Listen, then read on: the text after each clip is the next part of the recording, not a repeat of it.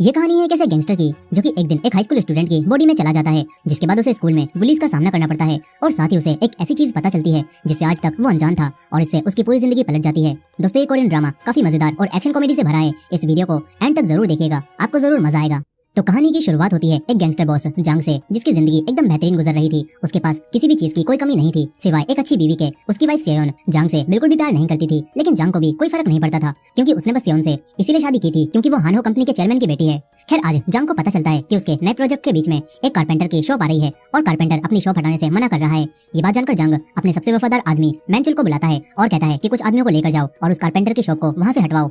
इधर दूसरी तरफ वो कारपेंटर जोंग पहले ही घबराया हुआ था और तभी मैंचुल यहाँ कई सारे आदमी लेकर आ जाता है। इसके बाद सारे आदमी जोंग की थोड़ी खातिरदारी करते हैं और फिर मैंचुल कहता है कि अगर तूने 3 तक गिनती में खुद साइन नहीं किए तो हम तेरा हाथ काटकर खुद अंगूठा लगवा लेंगे। जोंग भी डरकर अब साइन कर देता है। वहीं रात में जब जांग आराम से खाना खा रहा था तो तभी यहाँ पर यांग नाम का एक और आदमी आ जाता है जो कि किसी भी हाल में जांग से आगे निकलना चाहता था। यहाँ पर जांग यांग की थोड़ी बेइज्जती करता है और अपनी बेइज्जती करवाने के बाद यांग यहाँ से निकल लेता है। अब इसके कुछ समय बाद जांग को कंपनी की तरफ से एक बिल्डिंग मिलती है और इसकी खुशी मनाने के लिए जांग एक रेस्टोरेंट में रामेन खाने आता है, लेकिन असल में उसे रामेन से कोई मतलब नहीं था। वो तो किसी को देखने यहाँ पर आया हुआ था। यहीं पर एक हाई स्कूल का लड़का डोंग भी जांग के आगे बैठकर खाना खा रहा था। अब यहाँ पर जांग रेस्टोरेंट की मालकिन से पूछता है कि 10 साल पहले इस रेस्टोरेंट को एक औरत चलाती थी, अब वो कहाँ पर है।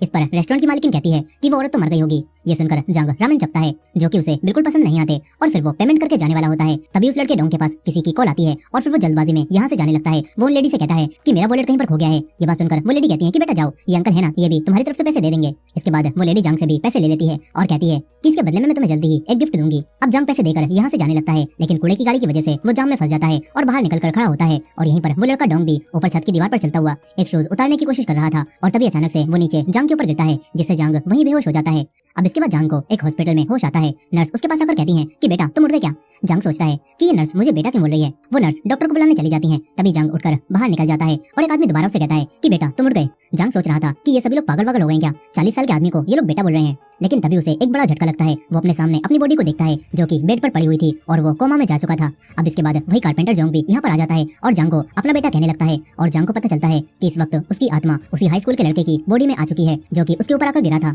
ये सब देखकर जांग हैरान रह जाता है। डॉक्टर को लगता है कि डोंग यानी कि इस लड़के के सर पर गिरने से चोट लगी है, इसलिए वो थोड़ा सा अजीब बिहेव कर रहा है। यहीं पर कारपेंटर जोंग कहता है कि मेरे बेटे का बोलने का तरीका भी बिल्कुल बदल गया है।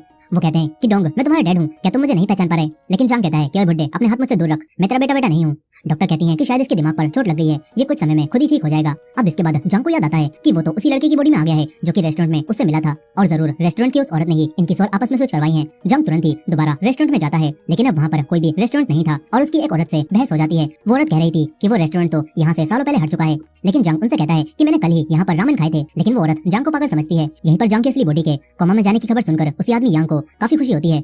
इधर जांग अपने घर पहुंचता है और देखता है कि उसकी वाइफ रो रही है। जांग को लगता है कि शायद उसकी वाइफ को जांग के कोमा में जाने से काफी दुख हो रहा होगा, लेकिन असल में वो अपना नेकलेस टूट जाने की वजह से रो रही थी। अब तभी जांग की वाइफ उसे देखकर डर जाती है। जांग कहता है कि मैं तुम्हारा पति हूँ, मैं जांग हूँ, लेकिन उसकी वाइफ को यकीन नहीं होता। वो अलार्म बजाकर एक तलवार उठा लेती है। तभी गार्ड्स यहाँ पर आकर जांग को पुलिस के हवाले कर देते हैं। फिर ऑफिसर जांग से कहता है कि तुम उस घर में क्यों गए थे, क्या तुम वहाँ पर चोरी करने वाले थे। जांग को गुस्सा आ जाता है। वो कहता है कि वो पूरा घर मेरा है, भला मैं अपने घर में चोरी क्यों करूंगा। वो कारपेंटर अपने बेटे डोंग को रोकते हैं और पुलिस को बताते हैं कि इसके सर पर चोट लग गई है, जिससे लगता है कि शायद ये सटिया गया है, अब इसे माफ कर दो। फिर वो उसे लेकर यहाँ से जाने लगते हैं।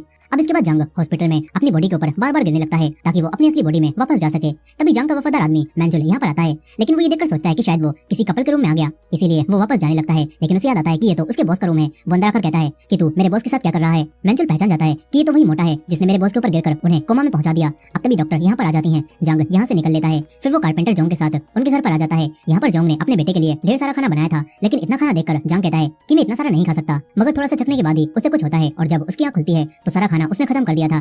इसके बाद जोंग कहता है कि बेटा अब तुम आराम कर लो, हम कल स्कूल जाएंगे और उसके बारे में बात करेंगे। इसके बाद जांग इस लड़के डोंग के रूम में आ जाता है। फिर अगले दिन ये दोनों स्कूल में जाते हैं। जांग बॉस की तरह बैठ जाता है और अपने एटीट्यूड को बिल्कुल भी कम नहीं करता। फिर इसके बाद जोंग प्रिंसिपल से बात करता है। प्रिंसिपल के साथ साथ पूरे स्कूल में ये बात फैल गई थी कि जिस दिन से डोंग गिरा है, डोंग को उस दिन के बारे में कुछ भी याद नहीं है। कारपेंटर जोंग प्रिंसिपल से कहता है कि मेरा बेटा ऐसा कदम नहीं उठा सकता कि वो खुद बिल्डिंग से कूद जाए, जरूर दूसरे बच्चों ने उसके साथ कुछ किया होगा।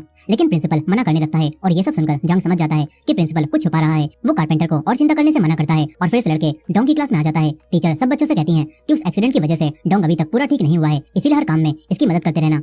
लेकिन क्लास के कुछ लड़के डोंग के आते ही उसका स्वागत अपनी मिडिल फिंगर से करते हैं। फिर इसके बाद कैंटीन एरिया में कुछ लड़कियां एक लड़की यून को बुली करने लगती हैं। एक लड़की यून के खाने में फैंटा मिला देती है और फिर उसे खाने के लिए कहती है। ह्यून फाइट बैक नहीं करती और उसे खाने लगती है। इसके बाद वो लड़कियां उसका सारा खाना उसके ऊपर ही डाल देती हैं। ये सब देखकर जांग उनसे कहता है कि उसे आराम से लंच करने दो, उसे परेशान क्यों कर रही हो। लेकिन फिर एक लड़का तेवोक उसके पास आकर कहता है कि अबे लूजर, तू ज्यादा नहीं बोल रहा। वो जांग को मारने वाला था, लेकिन एक टीचर आकर इन्हें लड़ने से रोक देते हैं। मगर फिर लंच के बाद वो लड़के दोबारा जांग को रोक लेते हैं। वही लड़का तेवोक कहता है कि लगता है तुझे कुछ याद नहीं है, लेकिन भले ही तेरे चोट लगी हो मगर तुझे रोज हमारे लिए लंच में बर्गर लाना होगा, नहीं तो तू पिटेगा। लेकिन जांग उल्टा उसके एक थप्पड़ जड़ देता है। इसके बाद जांग दोबारा उसके एक और मारता है और तीसरे में वो लड़का तेवोक भी डरने लगता है। फिर जांग कहता है कि मुझे एक बात बता, इस लड़के डोंग ने यानी कि मैंने तेरे साथ कुछ किया था क्या, जो तू इसे यानी कि मुझे बुली कर रहा है, या फिर ये यानी कि मैं बस एक आसान टारगेट था। ये बात सुनकर तेवोक कहता है कि मोटे, तू बहुत आसान टारगेट था, इसीलिए हम तुझे बुली करते थे। ये सुनकर जांग उसके एक और थप्पड़ जड़ता है और फिर उसके दोस्तों को भी मारकर जाने लगता है। तभी उसे एक और लड़का किमजे दिखता है, जो कि इनसे डरकर इनके लिए खाने का सामान लाया था। लेकिन क्योंकि अब उसने इन बुलीज को पीटते हुए देख लिया था, इसीलिए ये लोग उसे बाथरूम में ले जाकर उसे पीटने लगते हैं और कहते हैं कि अगर तूने ये बात किसी को भी बताने की कोशिश की तो तेरी खैर नहीं। ये लोग किमजे की पैंट उतारकर उसकी वीडियो बनाने वाले थे, ताकि बाद में किमजे को ब्लैकमेल किया जा सके। तभी पीछे से जांग बाहर निकलता है और जांग इन सभी को अपने पेट की शक्ति से जमीन पर गिरा देता है। इसके बाद वो तेवोक का फोन ले लेता है और देखता है कि इसमें तो इस लड़के यानी कि डोंग की कई सारी फोटोज हैं जिसमें वो बुली हो रहा है। जांग उस लड़के के फिर से एक थप्पड़ जड़ता है और कहता है कि मैं तेरा फोन कुछ समय बाद वापस कर दूंगा। अब इसके बाद वो घर आकर फोन को चेक करता है और जांग को इसमें एक वीडियो मिलती है, जिससे उसे पता चलता है कि ये सारे लड़के मिलकर उस दिन डोंग को बुली कर रहे थे। उन्होंने उसी लड़की यून का जूता एंटीना पर लटका दिया था और डोंग को दीवार पर चलते हुए उसे उतारने के लिए कहा था, और यही चीज करते हुए ये लड़का डोंग जांग के ऊपर गिर गया था। जांग को अब सब कुछ पता चल चुका था कि इस लड़के डोंग के साथ क्या हुआ था।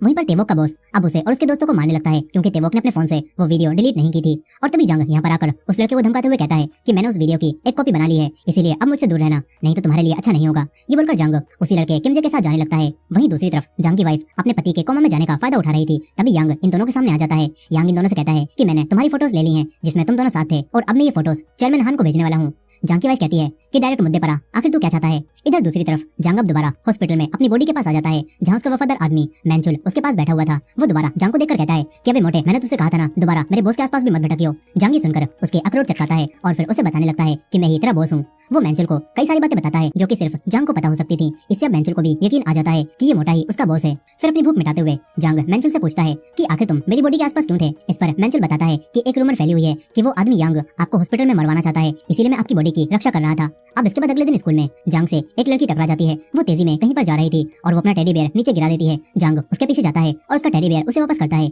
ये वही लड़की योन होती है। वो कहती है कि डोंग, तुम्हारी याददाश्त सच में चली गई क्या, तुम मुझे पहचान भी नहीं रहे। अब तभी इस लड़की यून की माँ यहाँ पर आ जाती हैं। जांग उन्हें देखकर हैरान रह जाता है, क्योंकि असल में ये औरत मिसुन जांग का पहला प्यार थी। मिसुन जांग को देखकर कहती है कि अरे बेटा डोंग, ये तो तुम ही हो ना, तुम कितने बड़े हो गए हो।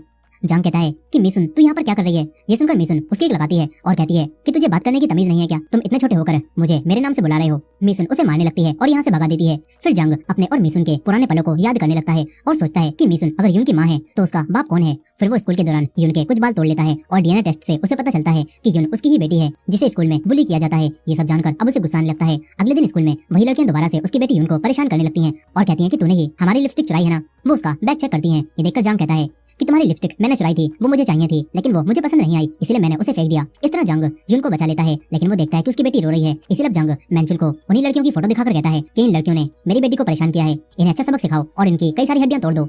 लेकिन मैंचुल कहता है कि बॉस, हम ऐसा नहीं कर सकते, ये तो हाई स्कूल की लड़कियां हैं और ये हमसे कितनी छोटी भी हैं, शायद यून को ये बात खुद ही स्कूल में संभालनी चाहिए। ये बात जानकर अब जांग मिसुन से बात करता है। मिसुन नहीं जानती थी कि इस लड़के के अंदर उसके पहले प्यार की आत्मा है। वो इसे डोंग ही समझ रही थी। जांग उसे सब बताता है और कहता है कि टीचर्स भी बुलिंग को इग्नोर कर रहे हैं। मिसुन परेशान होने लगती है, उसे समझ नहीं आता कि उसे क्या करना चाहिए।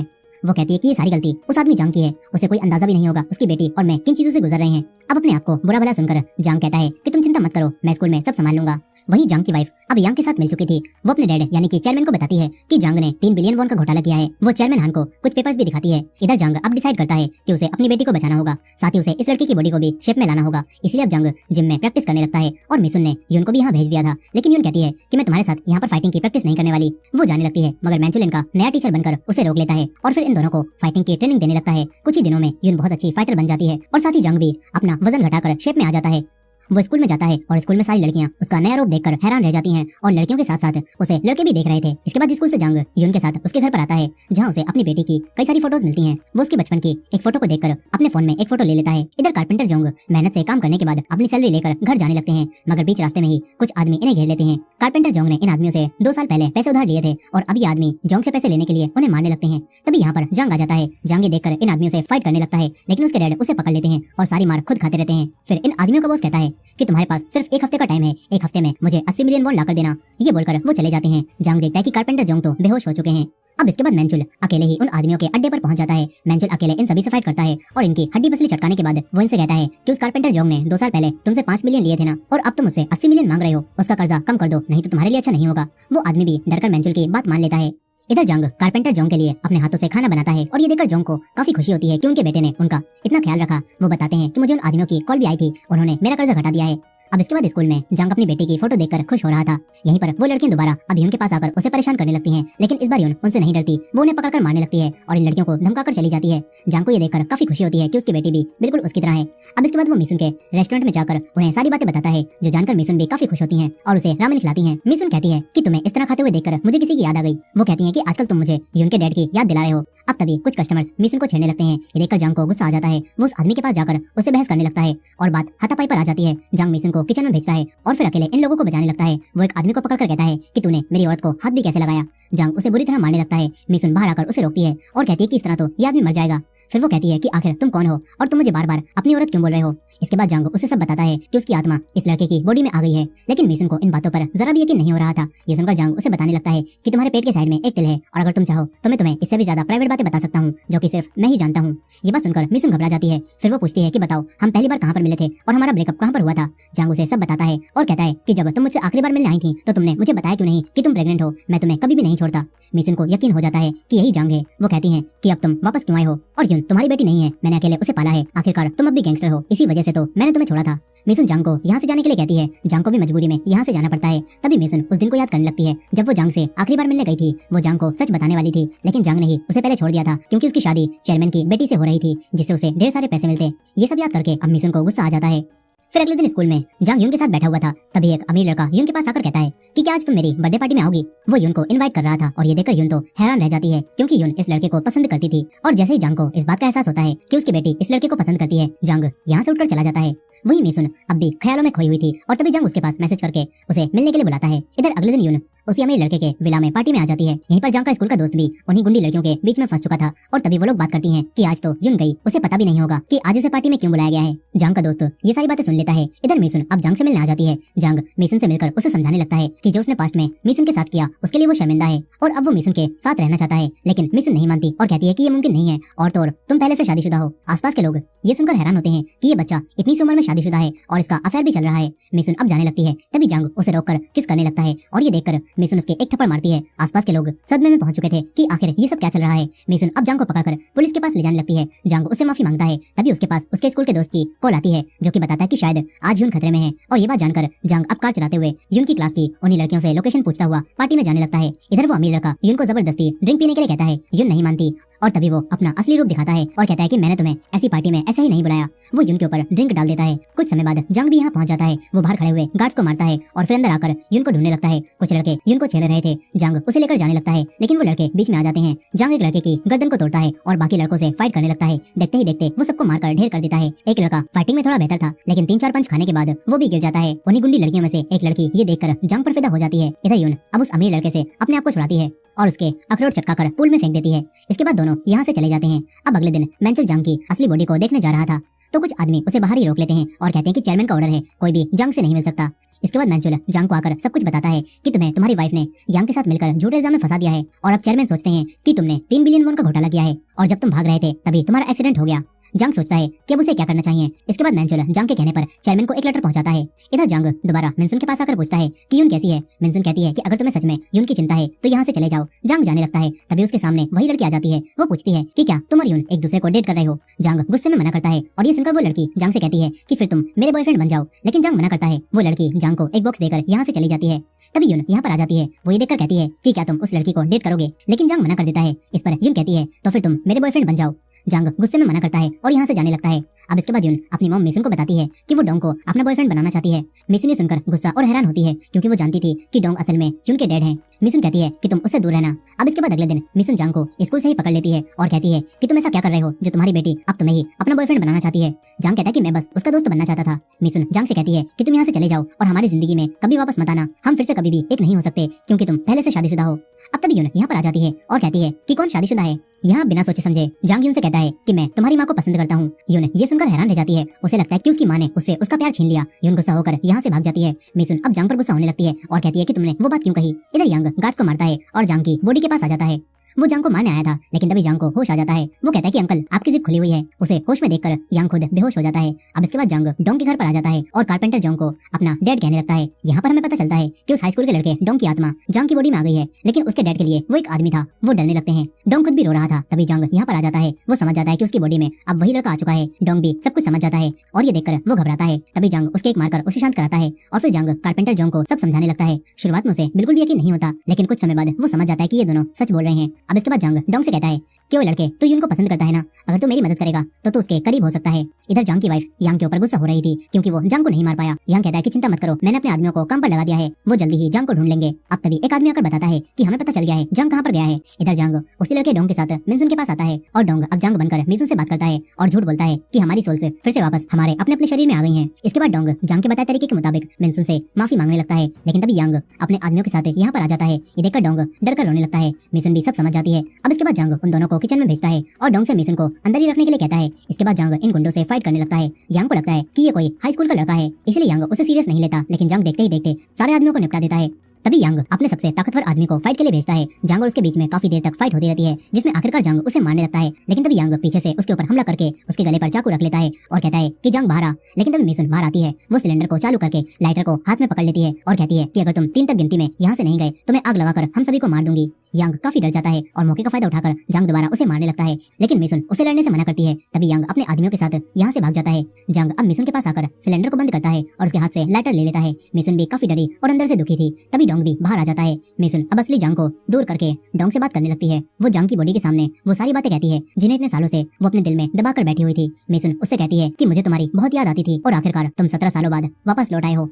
मिनसुन उसे गले लगा लेती है। जांग भी समझ जाता है कि मिनसुन आज भी उससे प्यार करती है। अब इसके बाद जांग की कंपनी के चेयरमैन अपनी बेटी को बुलाते हैं। चेयरमैन हान को जांग के भेजे हुए उसी लेटर से पता चल चुका था यांग के साथ मिलकर उसे फंसाना चाहती है और असल में जांग ने पैसों का कोई घोटाला नहीं किया। चेयरमैन अपनी बेटी से कहते हैं कि ये लेटर उसने एक्सीडेंट से पहले लिखा था और हमने राइटिंग भी चेक करवाई और ये राइटिंग बिल्कुल जांग की है। ये सुनकर वो कहती है कि ऐसा कैसे हो सकता है, मैंने तो एक्सीडेंट के बाद ही यांग के साथ हाथ मिलाया था। इससे चेयरमैन समझ जाते हैं कि उनकी बेटी उन्हें धोखा दे रही है। साथ ही उन्हें अपनी बेटी के अफेयर के बारे में भी पता चल चुका था। इधर अब जांग डोंग को पूरी स्क्रिप्ट समझाकर चेयरमैन के सामने इसके अकॉर्डिंग ही बोलने के लिए कहता है। इसके बाद वो लड़का डोंग जांग बनकर चेयरमैन के सामने आ जाता है। असली जांग कार में बैठकर रेडियो के जरिए डोंग को सब बता रहा था। अब तभी चेयरमैन अपनी बेटी को अपने पैसों में से 1 भी रुपया देने से मना करने लगते हैं। इससे गुस्से में आकर उनकी बेटी उन्हें बताती है कि जांग की भी एक बेटी है और उसका भी एक औरत के साथ अफेयर चल रहा है। ये बात सुनकर चेयरमैन जांग से इस बारे में पूछते हैं। असली जांग उसे इंस्ट्रक्शन दे रहा था, लेकिन ग्लिच की वजह से उसे कुछ भी सुनाई नहीं देता और डोंग चेयरमैन से कह देता है कि हाँ ये सच है, उसकी एक बेटी है, लेकिन ये बात उसे एक्सीडेंट के बाद ही पता चली है। डोंग कहता है कि अगर आप मुझे मेरी फैमिली के साथ रहने की वजह से कंपनी से निकालकर 1 रुपया भी नहीं दोगे तो तब भी मुझे ये मंजूर है। चेयरमैन भी उसके ऊपर गुस्सा नहीं करते और ये देखकर जांग की वाइफ यहाँ से चली जाती है। अब इसके बाद चेयरमैन जांग से कहते हैं कि तुम जैसा चाहो वैसा कर सकते हो। डोंग अब खुश होकर यहाँ से जाने लगता है। बाहर असली जांग देखकर काफी खुश होता है कि डोंग ने सारी बातें संभाल ली, लेकिन अब तभी उसकी वाइफ गुस्से में आती है और इन्हें ठोकने वाली होती है। जांग डोंग को धक्का देकर खुद गाड़ी के सामने आ जाता है, जिससे जांग काफी जख्मी हो जाता है। उसे तुरंत ही हॉस्पिटल ले जाया जाता है, जहाँ मिसुन और यून भी पहुंच जाते हैं। यहाँ पर यून जांग की असली बॉडी को देखकर कहती है कि माँ ये मेरे डैड है ना, आपने इनकी फोटो को मुझसे छुपा कर रखा था, लेकिन मैंने वो फोटो देख ली थी। यहाँ पर असली जांग जो कि डोंग की बॉडी में था वो कहता है कि हाँ मैं तुम्हारा डैड हूँ। यून परेशान होने लगती है और सोचती है कि ये क्या चल रहा है, कहीं मेरी माँ ने सच में मेरे दोस्त से शादी तो नहीं कर ली ना। अब तभी बात करते हुए असली जांग बेहोश हो जाता है और इसके साथ ही जांग की बॉडी में मौजूद डोंग भी बेहोश हो जाता है। फिर कुछ समय बाद जांग को ऑपरेशन रूम में होश आता है, जहाँ उसके सामने उसी रेस्टोरेंट की मालकिन होती है। इससे जांग समझ जाता है कि सोल्स स्विच करवाने में इसी लेडी का हाथ था। वो लेडी अब जांग को सोने के लिए कहती है। अब इसके बाद कहानी 6 महीने आगे जाती है, जहाँ डोंग अब अपनी असली बॉडी में वापस आ चुका था। वो हॉस्पिटल से डिस्चार्ज होकर स्कूल आता है तो सारे बच्चे उसकी तारीफ करने लगते हैं, क्योंकि स्कूल के सारे पुलिस ने डोंग के डर की वजह से स्कूल छोड़ दिया था और अब डोंग और यून स्कूल के नए हीरो बन जाते हैं। उसी गैंगस्टर यांग को भी पुलिस ने पकड़ लिया था और असली जांग भी अपनी बॉडी में लौटने के बाद गुंडागर्दी छोड़कर मिसुन के साथ रहने लगा था। साथ ही कारपेंटर जोंग और मेंचुल भी इन्हीं के साथ काम करने लगे थे और इसके साथ ही जांग अपनी बेटी के साथ अच्छा समय बिता रहा था। और इसी हैप्पी एंडिंग के साथ ये मूवी यहाँ पर खत्म हो जाती है। दोस्तों आपको ये मूवी कैसी लगी कमेंट करके जरूर बताइएगा और ये वीडियो पसंद आई हो तो वीडियो को लाइक करके हाइप कर दीजिएगा और हमारे चैनल पर नए हैं तो चैनल को सब्सक्राइब भी कर लीजिएगा। मिलते हैं नेक्स्ट वीडियो में।